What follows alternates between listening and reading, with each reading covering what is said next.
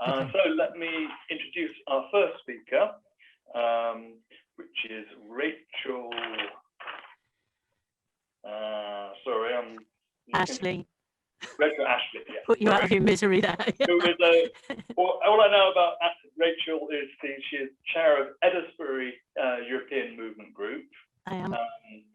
Which is in, I didn't know was in the northwest.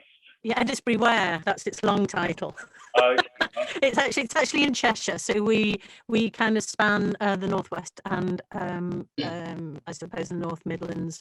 It's a vast constituency. It goes all the way from Chester down to Crewe and over as far as we neighbour Tatton. So we have the delightful Leicester McVeigh as one neighbour, and all the way up to Ellesmere Port. So and we border, of course, North Wales. So we have interests in the petrochemical works at Ellesmere Port along the banks of the Mersey, and we also have a lot of people who work at Airbus Industries in Broughton in North Wales. So yes, we have gone and done stuff in all of those places. And we are linked up to Crewe and Nantwich and Chester and Warrington and Liverpool and the Wirral, and so we have been pretty active. But we're only a tiny little group, but we're noisy. Good. And I guess you're used to making noise as a musician. That's an Alan Partridge style link. Over to you, Rachel. Thank you very much indeed. Okay, I've prepared, and here I go. Let's hope I can read it all in one go. Right, thank you for having me, Gavin, and everybody there in Hertfordshire. Nice to see some familiar faces that I've not seen since Marches. So I've prepared a piece on Brexit and the touring musician / entertainer. The loss of freedom of movement may have been buried by the pandemic, but as vaccination rolls out, the reality of where we find ourselves will emerge in all its true horror. The carnet, the paperwork, the price of that paperwork, the time it all takes down to a single string or a single plectrum means that musicians who have toured across our continent are now effectively stuck. It's prohibitively expensive and complex for anyone other than those at the very top of the industry, and even they are affected. This from a member of one of the most successful bands the UK has produced who wishes to remain anonymous. The music industry and touring musicians like myself have been urgently explaining for 5 years now to anyone who will listen why Brexit is hugely damaging to our ability to perform. Freedom of movement and frictionless travel in and out of the European Union has been an essential component to keeping our costs doable. We need the UK government to stop wringing their hands like Pontius Pilate and to get serious about owning that they created this problem by leaving the European Union without a deal for us, and that they need to do a lot more to fix it than falsely blaming the EU and pretending, as Boris Johnson has done, to be proactively doing something about it when in fact he did the opposite. It's not only a loss for us, but also a loss for the Treasury. We pay taxes on these overseas earnings, and we won't be paying them if we're unable to tour. The carnet, a log of all, and I mean all, the equipment crossing the border is a mammoth issue. Previously, just loading the van and off you go is now a bureaucratic nightmare. An opera singer friend tells us more about how it's affected him. In 3 ways. 1. The jobs I used to do working for French opera companies require an EU passport. Their contracts now explicitly state UK passport holders ineligible. In any case, some of those contracts can be more than 90 days, which is now the limit. 2. A lot of my work was done as jump in or DEP. Someone falls ill and you're expected to be on the next plane or train to be performing at 3 or 4 hours notice. No visas, no permissions, no clearance, just a passport and go. 3. Latterly, I've been doing lecture recitals with a pianist, which necessitates taking a laptop, speakers, and a keyboard through customs. Hitherto free, the carnets now cost more than the fee. The concept of depping is part and parcel of the musician's life. All of us have contacts of numerous people we can ask to dep gigs that we can't do, for whatever reason, illness or whatever. That whole network of depping has impacted artists across the board. Without an EU passport, you're now off the list. This is having a profound impact on players and singers. Added to all of this, we've now lost EHIC. Our opera singer friend points out that this adds extra burden in the form of health insurance, which in his case, as a former cancer sufferer, is simply prohibitively expensive, adding yet another barrier. Bessie May is a singer and actress who's travelled all over Europe, entertaining on cruise ships and holiday parks. She says, "This casting is open only to those holding an EU passport, is now so commonly spotted on casting briefs that I don't even flinch. As someone who spent 10 months in Crete and has worked in the Netherlands and Belgium multiple times, this phrase has caused a huge impact on the options open to me moving forward in my career. Touring productions, cruise lines, holiday resorts, and more are now no longer accessible to me as a performer. These make up a huge part of our industry, meaning there are now an excessive amount of unemployed actors, all now hungry for the same positions. This surplus of actors leaves us subject to exploitation. Producers can lower their rates of pay because they know actors are desperate for work. They can also take less care with production management, leading to mistreatment because they never need to worry about not having someone for the part. I have already seen this slowly become a reality. This worries me, particularly for young actors starting out in the industry. Spending years building up your career to have that taken away from you due to Brexit is heartbreaking. I now watch friends from other countries working on the jobs that I can no longer do purely because of Brexit. It's hard not to feel pushed aside by the system and bitter towards the whole concept of Brexit. Bessie May is young, she's talented and enterprising, but Brexit has severely limited her choices and opportunities and her life. My friend Richard has spent the last few years working in an ABBA tribute band, touring constantly across Europe. There are several very successful ABBA tributes, in fact. It's its own little micro-industry. They all know each other, they all dep for each other at very short notice, because they all know the gig, they all know the music, the staging, the choreography, etc. The UK passport holders are now out of the loop. My friends in the jazz world are similarly effective. They're niche, so the audiences are more spread out. They often spend extended time in the European Union. One friend has managed to get a German passport, so can still work, but the others are not so fortunate. They're now limited to the UK scene, which by comparison is tiny. Visiting cabaret across the holiday resorts worked on a system called flybacks. This entailed flying out to the resort, working the weekend, and then flying home. This is now finished. It's too complex, too expensive. Similarly, many entertainers lived and worked in resorts like Benidorm and flew back to the UK to gig at weekends. A friend who wrote music for Peter Kay, amongst others, toured extensively pre-freedom of movement and shares a reminiscence from his forthcoming autobiography. So we turned around and drove back down to the nearest garage in the town and bought some snow chains. Sorted. Back up the hill we went. At one point, one of the snow chains snapped and the loose chain hammered on the van for a few miles till we stopped and removed it. We next drove onto a train to pass through the Bad Gastein tunnel.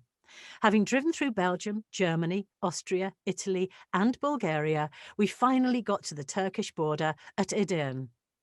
After all that, we were told we had to unload our equipment and put it in a locked hut until morning, when a customs man would arrive to check the contents against our carnet. Oh good, another night sleeping in the van. We awoke to a banging on the door, signifying that it was time to meet with customs. It turned out all was needed was to cross his palm with $100, and we could go. Bloody backhanders. And finally, a story from an expert in music education. We did music education concerts to bring together Irish Catholic and Protestant primary school children as part of a wonderful scheme called EMU, Education for Mutual Understanding. These were the first performances ever to attempt this and were a huge success. This often meant travelling between the north and south, often in one day, a performance in the north in the morning and one in the south in the afternoon. The physical demands of this were hard enough, but coupled with the nightmare of a carnet check at the border, made it a journey we always dreaded.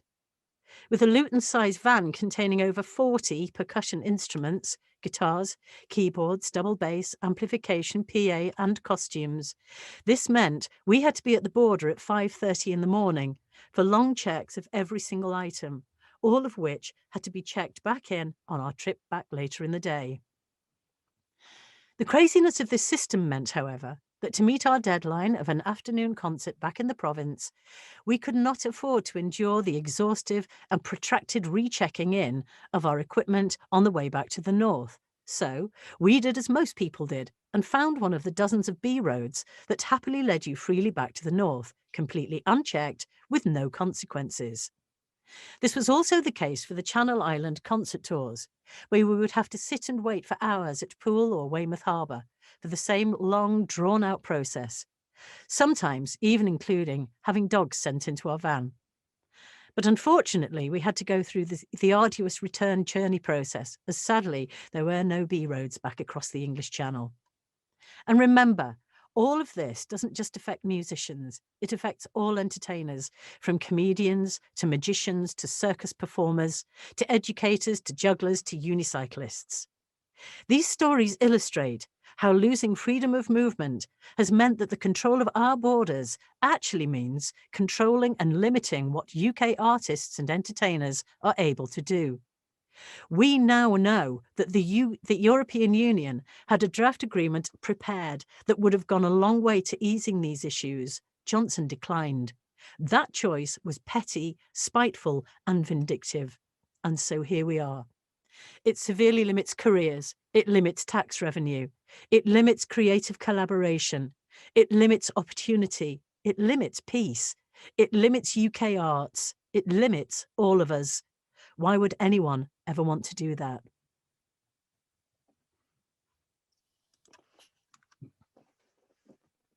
Thank you. Thank Right, you. thank you very much.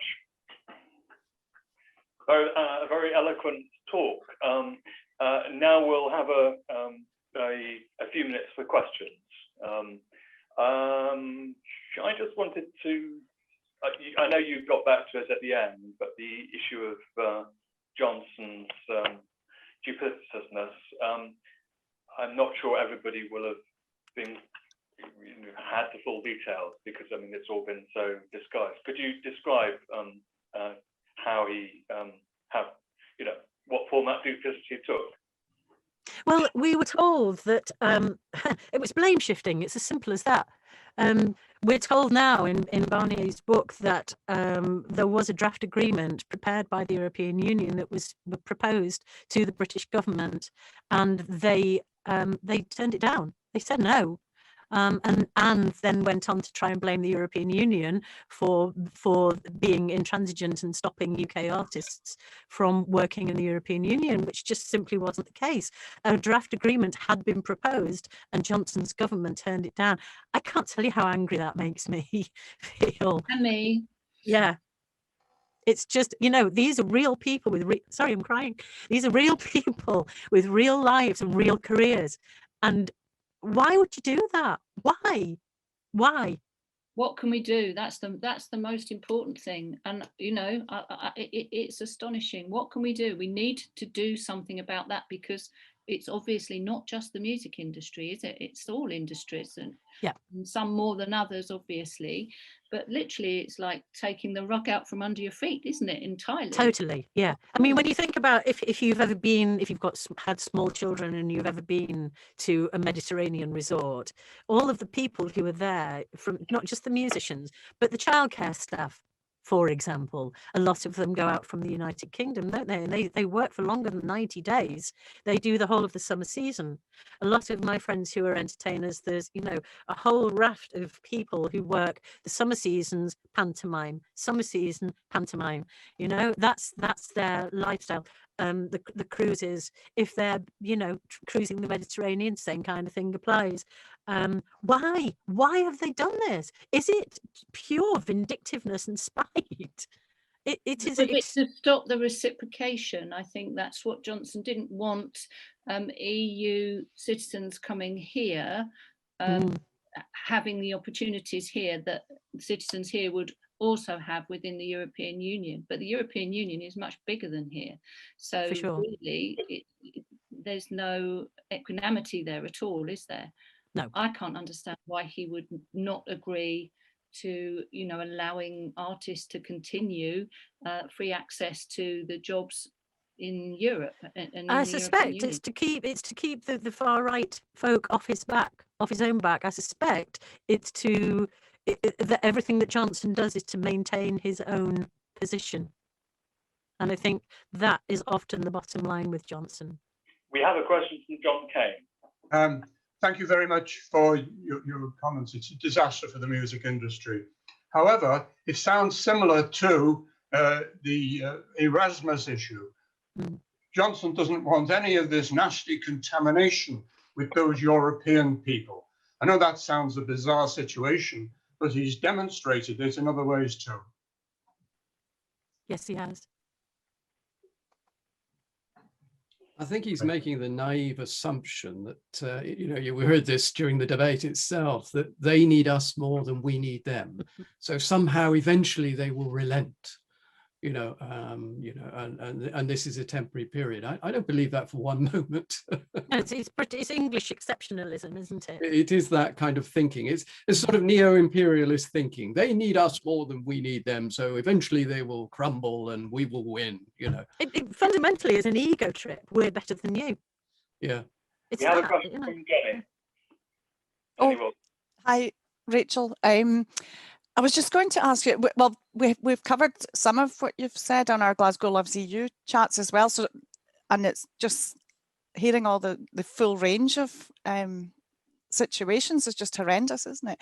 Yeah. But I was just, the Barnier book, do you know if the agreement, was it wider than musicians? Was it for IT workers and things as well? Or? I don't know. I honestly don't know. I know that there was a specific proposal drafted for entertainment visas that was not backed by the UK government. Beyond that, I don't know any more detail. Yeah, it's crazy. Yeah. Okay, thank you.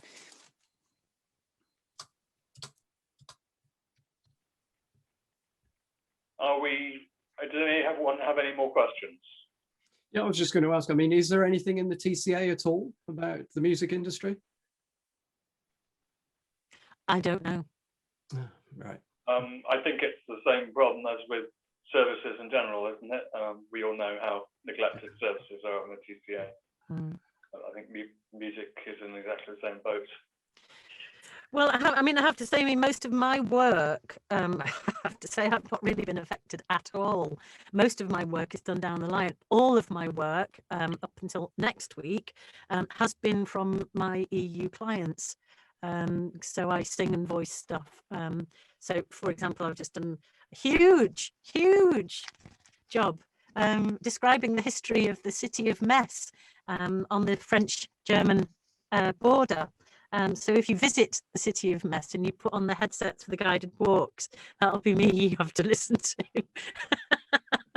And that's fine. So my only problem potentially was with being paid, but they're still able to pay me, which is fantastic. And the other job that's come in was from Holland for an English language course, which again is fine. So it's in terms of like because none of us knew. And that was one of the big problems for the voiceover community, and we had extensive conversations about it. Nobody knew how it was going to work. So we all knew that we could get the work, we could do the work, we could probably even send the work, but would we be able to get paid? Nobody knew the answer to that. And of course, we can't watch the Eurovision YouTube feed. It's not available in the United Kingdom. Chris, you've got a question. Yes, hello. Good afternoon, everyone. I'm chair of East Kent European Movement, but speaking from Würzburg, over there in the background, which is in northern Bavaria. I haven't really got a question. I just wanted to make 2 points. I'll be brief. Yesterday, I attended the German-British Society talk by Paul Stebbings of TNT Theatre Company. He's got German nationality. is doing something here in Germany, and they tour internationally, but they had problems getting some of the actors in recently into Germany through Munich airport. Took them 3 hours to get through the airport to accomplish all the paperwork and so on and so forth. So it sort of fits in with the topic that was being spoken about now just now. I had to have my lunch, that's why I was blacked out. So that was one comment. And then I'm on the working party for Festival of Europe next year, which we want to be British-wide, Britain-wide rather, preceded by the Summer of Europe. So it's something I'm willing to talk to about it a bit later if you want, but watch out for it. We've formed a company 2 days ago. It's well underway. Thank you for listening, but it was a comment which I felt was appropriate. Okay, and Jenny, you had a question. Sorry, I haven't actually got a question. Okay. I've only just realised how to put my hand up on Zoom. Sorry, Rachel. Oh, sorry. Sorry, I don't know how to put it down yet. Right. Okay, any more questions? All right, so let's now move on to John, who has some slides for us, I think. Yeah, I've got some slides. Let's see if these work. They did a few minutes ago, so this is all very whiz, you know. I like this. Hang on. How do I make that full screen?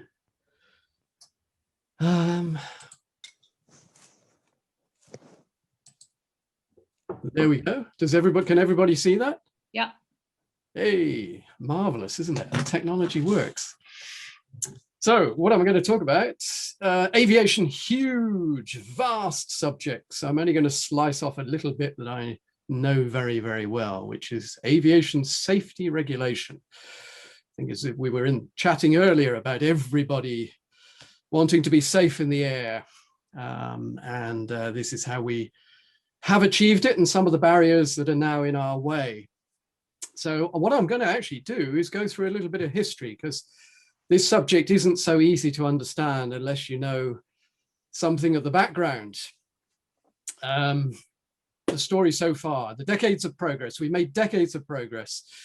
And then all of a sudden, bang, 2016, the referendum came along and we have disruption, uncertainty, disconnection. And then I'll get on to talk a little bit about where I think we are now and what needs to be done.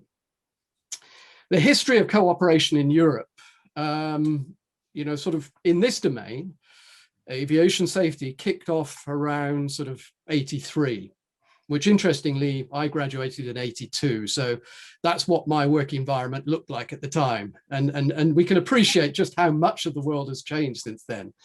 But there was a memorandum of understanding between 11 countries in Europe to all work together. In the world, we have a thing called ICAO, the International Civil Aviation Organization. That's like the WTO for aviation. And there are 194 countries in ICAO, it's based in Montreal. There's individual sovereign states. And of course, in each country, you have a national aviation authority. And here in the UK, that's the UK Civil Aviation Authority. Now, ICAO works to harmonize, encourage cooperation, to standardize, to get everybody to work together. It became, if we go through that period of the 80s, pragmatic, sensible. In fact, there was really very little alternative for European industry than to work together, to compete on a global scale. So that's why we have Airbus, Leonardo's the helicopter manufacturer, and Rolls-Royce. These are multinational companies. These are not national companies anymore. They work on a global scale.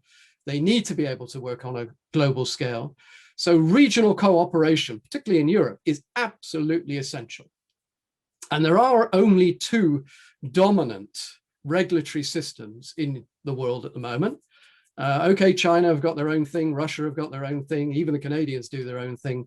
But when it comes to buying an aircraft, if you're in Indonesia, You'll ask, well, has it got a certificate in Europe? Has it got a certificate in the US? That's probably the only question you will ask. Two dominant regulatory systems, the European one and the US one.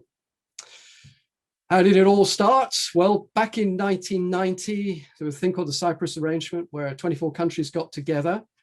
And then the European Union's competence expanded, because Europe wasn't initially involved in this. But the first regulation to impact aviation safety was 3922.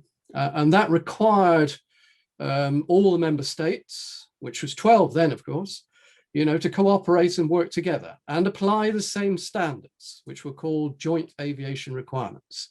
So if you had new aircraft, the new aircraft had to meet these safety standards, the joint aviation requirements. So that's when Europe started to become involved. This is applicable in 1992. So, it doesn't all go back into the 1970s, really. It's something that has evolved and developed pragmatically and to everybody's benefit. And it was under the umbrella of a thing called an organization called the JAA at that time. Now, one of the problems with the JAA is it was not constructed under European law. So it was like an intergovernmental organization. It required people to be good gentlemen, and do things properly. But we found then that the application of standards varied greatly between the different countries. And this is where EASA, or the European Aviation Safety Agency, was created in September 2003. I joined them in November 2004 as they established their headquarters in Cologne in Germany. So I had 11 happy years in Germany, actually setting up and establishing and building the organization. So building, you don't often get the opportunity to do that, build an absolutely new aviation authority at a global level, on a global scale. So it was a great privilege to be involved there. The idea is to have high uniform standards, but independent of national interests, so that there is a high uniform standard. Why should, a Dutch person or a German person or an Italian person or a Greek person or a British person be any more or less safe than any other when flying around in a civil aircraft, across Europe? The European system is a very integrated system. Aircraft are moving around the airspace all over Europe. Those aircraft are used to taking off and landing everywhere and anywhere. So free movement, this is part of really the single market expansion. And so Europe's competence in this area grew. Now, of course, the Brexiteers fought a battle against this, but at the time, the UK was fundamental in making this happen. We even chaired the management board at the beginning of the organization. The first group executive director was French, but the chair of the management board was British. And France and the UK working together to create this brand new entity, which was to work at a global scale. And so that's EASA. So when Brexit came along, we thought, well, what's going to happen? What's going to happen? Now, there are non-EU states who are members of EASA, the European Aviation Safety Agency. So the non-EU states are Switzerland, Norway, Iceland, and Liechtenstein. So everybody's assumption, Parliament's assumption, industry's assumption was that the UK would continue to be part of the organization that it built. EASA is one of the prominent countries in that organization. So it wasn't really until Grant Shapps made an announcement about a year ago that the UK will leave EASA that the shock ran through the industry. That was a dramatic change of policy, because the presumption before that was everything would continue under some new guise, with the UK remaining a member of the regulatory system, where there were enormous advantages in us doing so, in that harmonization of standards, common standards across Europe, across the globe, in fact. So that left a lot of people, my former colleagues in Cologne, all the Brits who are working at EASA, in a bit of a dilemma, what to do. If I want a career path in aircraft certification, I've got to stay here.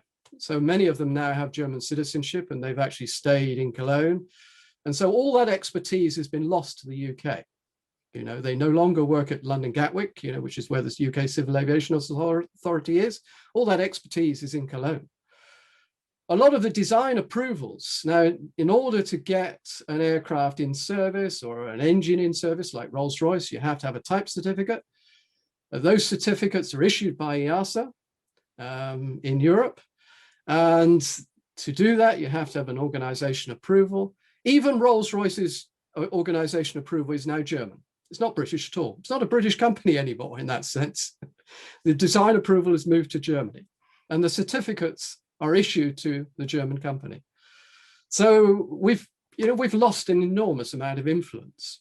Now, fortunately, within the TCA, this is maybe different from the music industry, but there were several sections that dealt with these issues.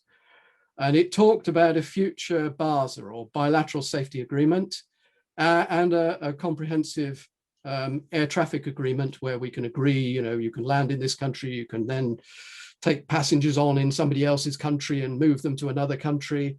All the freedoms of the air would be negotiated and included within these new agreements, which have yet to be written. They were just mentioned in the TCA. So since 2016, we've had an enormous amount of disruption, uncertainty, and disconnection. But strangely enough, this week has been a good week because there's been the signature, the signing of a technical implementation procedure, some mutual recognition of products between the UKCA and EASA. So at a technical level, at a working level, still, forget the politics up here. At a technical working level, still people are still working together. So there has been some technical implementation procedure written and agreed. But this is one tiny, tiny, tiny part of the overall, all the issues that remain. All UK registered aircraft now are third country aircraft in the EU. So they're treated no differently from a Turkish aircraft or an Albanian aircraft or a Moroccan aircraft. We are a third country now. So all the bits of European law that apply to third countries apply to us, which usually leaves us pretty disadvantaged. We have to, under the EU system, we had a huge number of bilateral agreements with the rest of the world. So we've now had to forge our own new bilateral agreements between the UK and all those parties on aviation safety. Industry now has to pay twice because both EASA and UKCA work on a cost recovery basis. They charge fees. So now if you want a certificate in the UK and a certificate in Europe, you have to pay twice, whereas in the past you just paid once. There's also the problem of regulatory duplication because all the EU law was moved into UK law, duplicated, and therefore it may change at a different speed or in a different way from European law. So you have regulatory duplication. We've completely moved away from harmonization, the aims of 50 or 60 years work. So there is the possibility of regulatory divergence, but nobody knows. Nobody knows what the intention is at the moment. We've also lost influence, I think, on the involvement in our level of setting standards and influence on future technical standards. Technical expertise is scarce in a few particular areas. So we've lost expertise. Some of that expertise exists only in certain places in Europe. We've lost the mutual recognition of licenses and qualifications. I mean, pilots, air traffic controllers, and engineers have to be licensed. And at the moment, there's a temporary agreement for a few months or a couple of years on recognizing some of those licenses. But the things you can do, with your signature, as a licensee, have been reduced. So we've lost some of the privileges that we used to have under the existing system. There are other bodies, like I mentioned, ICAO, International Civil Aviation Organization. How is the UK going to work together with Europe? Because every time Europe does something in ICAO, it votes with 27 votes. We vote with 1 vote. So if we disagree with the EU in ICAO, we're really not going to win unless we have the US or some other major countries on our side. So already there's a differential in our power and influence. What's to be our international standing? As I say, the reputation, if you're going to buy an aircraft somewhere, you look for an FAA certificate, you look for an EASA certificate. And of course, the country that's advancing most rapidly is China. you know, and having some influence over China is certainly important. Research, people have mentioned Erasmus and the Horizon program. Now, we do have the ability as UK countries to participate in Horizon, but we're disadvantaged in terms of intellectual property. You know, that's one of the things with, you know, European research money. It sort of protected the intellectual property of European companies. So now we can participate, but we don't have access to a lot of that intellectual property. Working practices are changing very rapidly. Now, if there's a lack of synchronism between the way we work and the way that Europe works, I can see trouble. I can see trouble coming. And there's more I could add to this list, but I won't. Right, what should we do? Now, my ethos, and I think the ethos of many who are working in the industry, is we do not compete on safety. We should not compete on safety. It is ridiculous to compete on safety. That is one of the reasons why we harmonize standards. We all try to apply the same rules, the same standards. Why should we compete on standards, on safety? We need to forge some new partnerships. You know, there may be associate membership of organizations that we could construct. We need to be creative in the way that we create those new regional partnerships, because it does seem that we're not going to go back into the EU quickly, but we need to rebuild some of those relationships. New mechanisms for cooperation need to be invented. And just as mentioned in the music industry there by Rachel, freedom of movement. You know, we've got to be able to move engineers, we've got to be able to move technicians, we've got to be able to move experts, we've got to be able to move people around in Europe because we have an integrated industry. And if we can't do that, we're shooting ourselves in the foot. On ensuring, because we now, well, we do have access to some European funding, which is under the TCA. But one of the things I've been arguing with my MP about is the funding of research. Because under the Horizon program, we were getting a disproportionately large amount of money out of the EU system because we have some excellent universities. So we were actually getting more out of the system than we were putting in. So we have to ensure that the national funding is at an equivalent level to that which we've lost. And of course, we're not seeing that happening. We're seeing it happening in one or two specialized areas, like composite aircraft, composite technology, structures and things like that, but not in every area. So there's much to be done. Ensuring that we have the technical competence, because a lot of the competence has been lost, you know, as I say, the people who've remained in European organizations, we don't necessarily have access to them. We need to now train, upskill our own people and create expert career paths for those experts. Because if we haven't got economies of scale, you know, some of the very niche specializations that we need in the future, yeah, we just won't be able to sustain them. Those people need a career path, you know, where they can move from, say, Airbus into the regulator, out of the regulator, then across maybe into the US industry and back again. You know, we need people to share knowledge across the globe to ensure that we continue to have the high record of safety that we have in aviation at the moment. Of course, regulation never stands still. You know, you may believe it does, but it doesn't. We have new methods, performance-based regulation coming along. Now, again, if there's a movement in the UK and a movement in Europe and they're not synchronized, we just create complexity and chaos. Everything is being digitized. Would you believe it? There's an enormous amount of paperwork that still exists in the aviation industry, signing off aircraft and things like that. There's a huge effort to digitize. So you need standards, you need common standards, you need to ensure they're global standards, regional standards. Individual national standards don't cut the mustard anymore. So there's some ideas, some things that need to be tackled. That's what I wanted to say to you. I hope I haven't, you know, gone too techie on you. I've just given you a brief overview of some of the issues and some of the things that we need to address. Very happy to take any questions that you may have.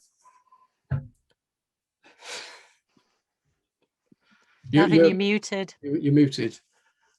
Gavin, you're muted. Rachel, what do you want to say? One of the biggest employers in our area is Airbus. Now, before Brexit, we were saying that we would lose Airbus. as an employee, I mean, it's massive. It's thousands and thousands of people. I still see the beluga flying over my house every day. What's the situation with Airbus? Do you think? I know that it's probably not your specific area of expertise, but you may. No, I think I can give you a view on that, because I think at the moment, for existing products, that's what they're working on. I mean, the A380's life is over rather rapidly, unfortunately, but COVID has changed the shape. It's going to change the shape of the industry. New environmental rules are going to change the shape of the industry as well. The carbon footprint is a big concern. The problem with, I think, the UK elements, as long as the UK government continues to invest, continues to put research into technology, then Airbus will see it attractive to maintain those facilities. It is really the future investment that is the area of sensitivity. Now, the more all those issues that I listed, if those barriers are not overcome, then when they're making future investments, they'll say, well, maybe we'll move those to Madrid or Hamburg or Toulouse. Maybe it makes more sense to. Airbus have a plant in Alabama. They have a plant in China. These are global companies. They make global decisions. If it is more attractive to move elsewhere, that is what they will do. This is the thing that really astonishes me about the whole attitude of the government generally. So they seem not to have noticed that globalization already happened. There is a naiveness, and as I say, it's a neo-imperial thinking. They need us more than we need them. Which I'm afraid is just not true.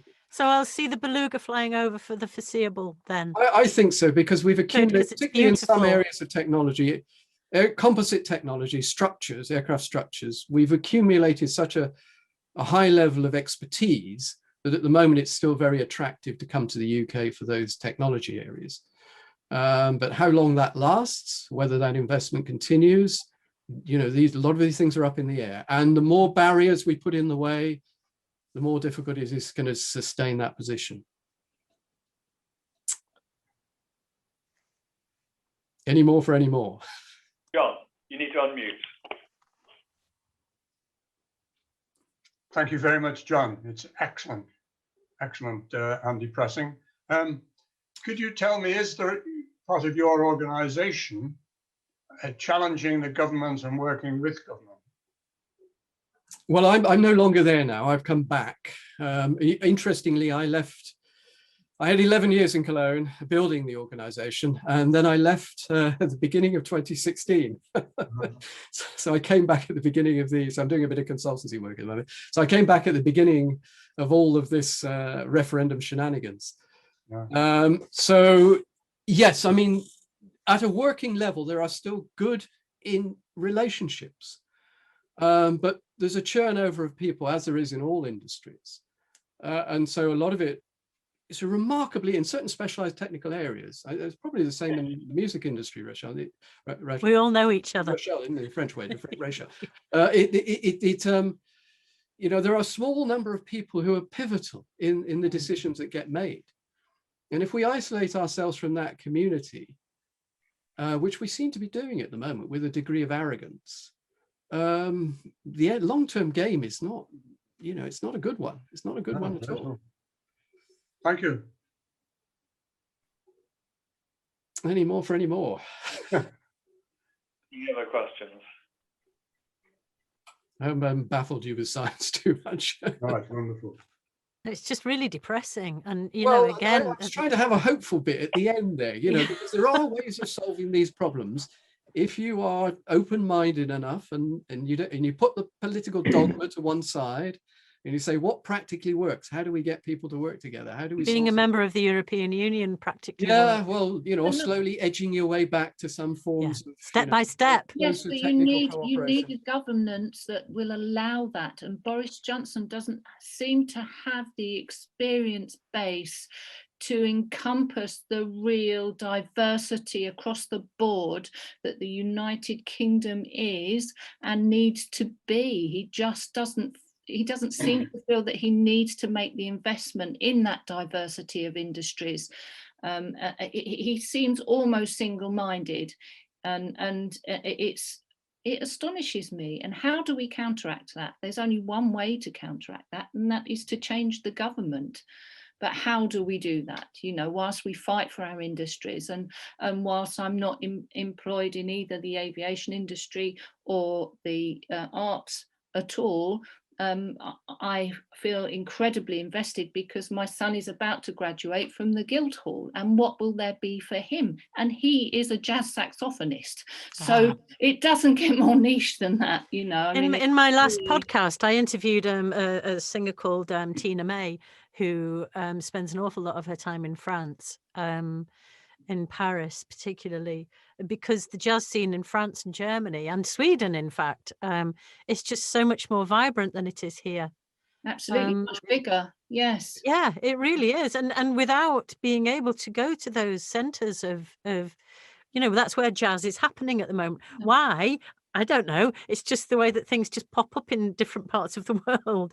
And jazz in Sweden and jazz in Germany, Berlin particularly, and Paris. Well, Paris has always been a center. But you learn and expand as not just an artist, but a human being when you experience these things. Yeah, and absolutely. So it's limiting for everybody. It's just. I love my French clients. I love them so much, and I just feel like just so close to them, you know. And we they're terrible at English and I'm terrible at French, but we manage. I didn't quite become a Rhinelander when I lived in Germany. I still can't understand carnival in Cologne. It's in Cologne. It's carnival is bonkers. But that's part of the beauty of it, though, isn't it? Yeah, that fun, is. But it's bonkers.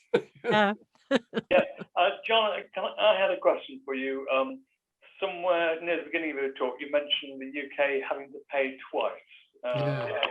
Well, industry has to pay twice, so ultimately you, the passenger, have to pay twice, because both the ARSA system, which was built on a UK model, and the UK civil aviation work on a fees and charges basis. So a good part of the funding that keeps the agency going comes from the fees that they charge industry for certificates, you know, or for inspections, or, you know, it's the way that regulation is done without any burden to the taxpayer. You know, the industry has to pay, you know. So if you want now a certificate both in the UK and in Europe, you pay twice, whereas you paid once in the past, which of course, in my mind is, well, this is one of the arguments that industry made of the foolishness of leaving the EASA system. But we've done it. Well, why? What was the argument for leaving it other than not being a member of the European Union? Do you know what I think? Well, when Grant Sharp said, there was lots of speculation, lots of anger as well. You know, the anger. But it's this: they cannot stomach the idea of being beholden unto any piece of European legislation. Mm. So if you have rules and regulations, even if you have influence over those rules and regulations, the idea that, you know, it was written somewhere in Cologne, a piece of guidance material that you're then applying in the UK, you know, can't. So the implication is emotional immaturity. Dogma, political dogma. That's the only. Emotional immaturity is bang on there, I think, Sarah. Yeah, I think that's, you know, just, oh, I'm not having anything to do with that because of what it is, not because of how it functions or whether it does me any good or bad. Yeah. But it's pure ideology, I suggest. Pure ideology, which is a partial glimpse of the truth. But Johnson doesn't really have any ideology, does he? It's also a romanticism about the past as well. It's also a romanticism about the past, as somehow, you know, they will then apply British standards. We will have superior standards, and they will then be beholden to us because they will apply our standards. But that fits clearly in the ideology, fiction, isn't it? That's not. Which might have happened in the 50s, you know, the 50s and the 60s for, you know, for a certain amount of time. You know, we have got, you know, some very smart people and some very, you know, well-developed techniques and methods. But the world don't work like that, you know. Economies of scale matter, you know. And of course, you know, if you do something, set a standard for 500 million people, you know, you're full not to follow it, you know. Do we have any more questions? Oh, Chris. Yeah, John, is there any hope of putting more pressure on the government, you know, from industry, or do you think that's all been done, and as we've just been speaking, they just ignore it on dogmatic ideological grounds? Is there any I scope? think if you're an industry lobbyist, you just carry on, trying to influence. And that's what ADS, which is the industry body manufacturing, is trying to do at the moment. You have to engage and you have to try and convince. But as we're seeing with the farmers at the moment, the NFU trying to convince them about the Australian agriculture deal, you can put logical arguments to them, you can put rational, you can say this is in your interest. Doesn't mean to say you're going to sway opinion. At the moment, with 40, if you look at the opinion polls, this is the political side. I try to stay away from the political side. As long as Johnson has about 40% of the population on his side, I'm afraid he doesn't see the need to listen. Why would he? He can get re-elected with a majority of 100. So these people are whinging, they're whining.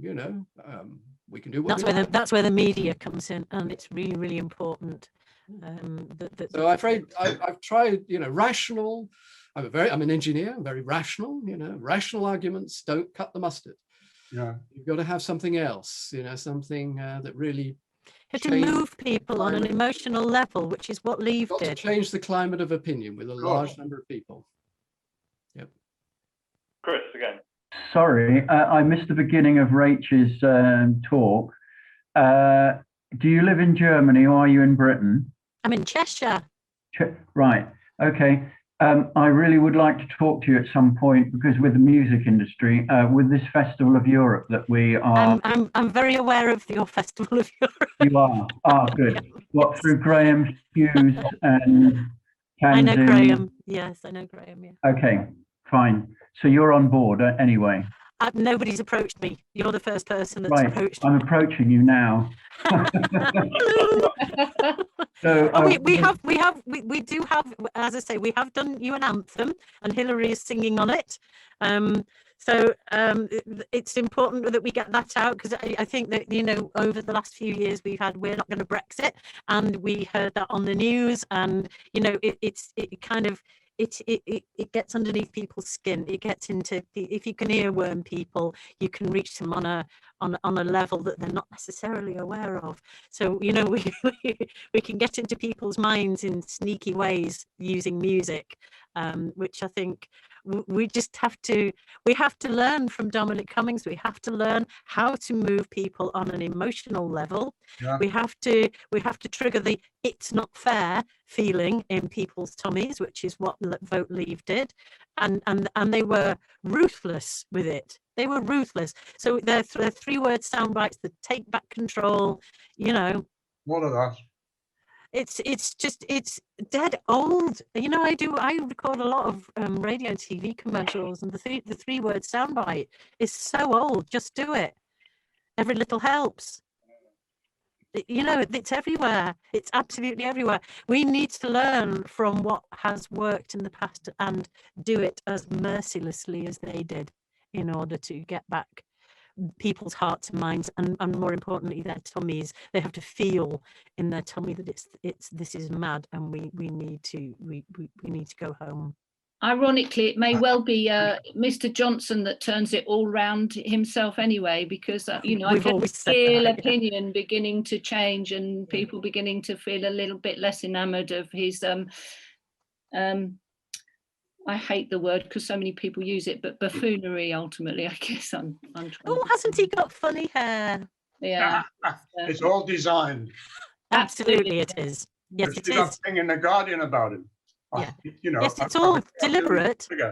The slouch thing, the round shoulders, all of that are designed to engage us.